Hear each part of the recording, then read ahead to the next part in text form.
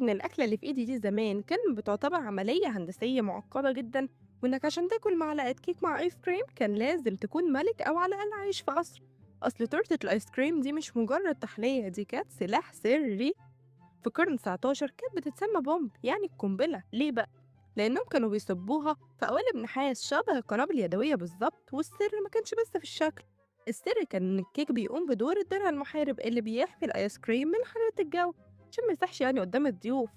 تخيل كمان إن الشيفات زمان كانوا بيبنوا قصور من الكيك والآيس كريم ويحطوها جوه فاكهة مسكرة وكمان مكسرات، وكان التحدي إنها تخرج للسفرة صامدة ومنفجرة بالألوان. يعني أنت النهاردة بتاكل تكنولوجيا ملكية كانت بتكلف ثروة.